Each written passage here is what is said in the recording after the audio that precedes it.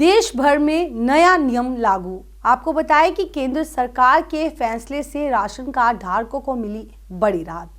नमस्कार, the news now में आप सभी का स्वागत है और मैं हूं आपके साथ तारिका महाजन और आप देख रहे हैं इस वक्त द न्यूज नाउ की स्पेशल रिपोर्ट।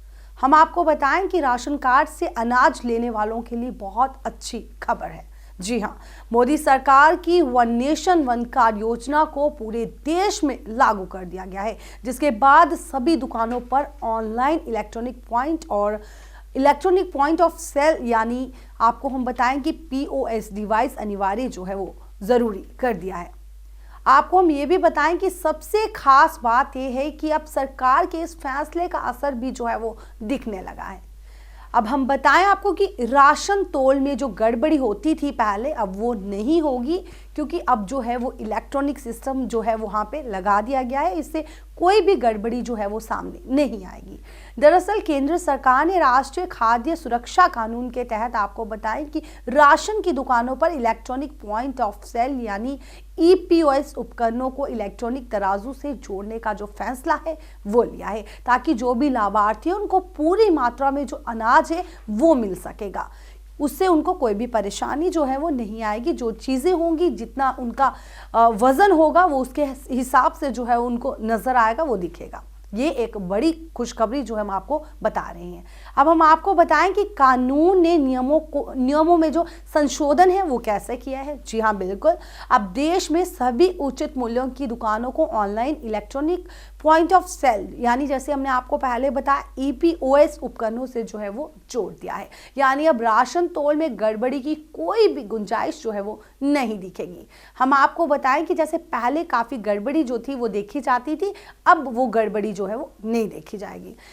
हम आपको इसके साथ ये भी जानकारी दें कि सार्वजनिक वितरण प्रणाली जो है उसके लाभार्थियों को किसी भी परिस्थिति में कम राशन जो है वो नहीं मिलेगा। जितना राशन आएगा उतना ही उनको राशन जो है वो दिया जाएगा। इसके लिए राशन डीलरों को जो है वो hybrid model point of sale मशीनें जो है वो दी गई है। हम आपको बताएं कि नेटवर्क ना होने पर अगर जो मशीनें हैं वो ऑफलाइन के साथ साथ ऑनलाइन मोड में भी जो है वो काम करेगी। अब लाभार्थी जो हैं उन्हें अपने डिजिटल राशन कार्ड का वो जो उपयोग है वो कर सकेंगे। और आपको बताएं कि देश के किसी भी उचित मूल्य की दुकान से राष्ट्रीय खाद्य सुरक्षा अधिनियम के तहत जो है वो सामान खरीद सकेंगे।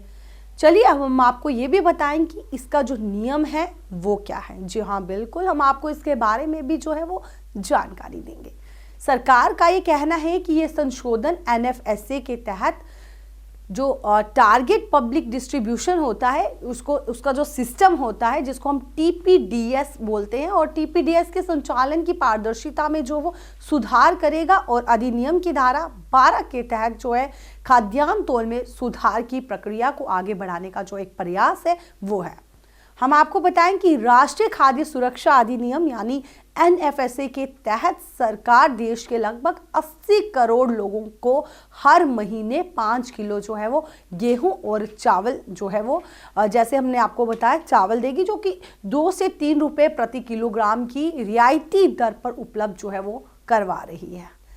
क्या बदल गया है हम आपको बताएं। सरकार ने ये कहा है कि EPOS डिवाइस को सही तरीके से चलाने के लिए जो राज्य हैं, राज्यों को प्रोत्साहित करने और 17 रुपये प्रति क्विंटल के अतिरिक्त लाभ से बचत को बढ़ावा देने के लिए खाद्य सुरक्षा जो है वो 2015 के उपनियम 2 को लागू किया गया है।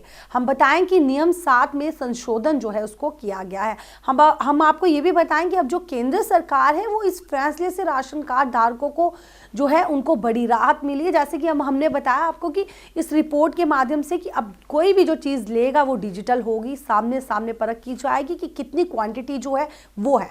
तो चलिए आज के हमारे इस रिपोर्ट में बस इतना ही। तब तक के लिए मुझे तारिका महाजन को और वीडियो जर्नलिस्ट कमल सिंह को दीजिए इजाजत। आप देखते रहे द न्यूज नाउ। नमस्कार।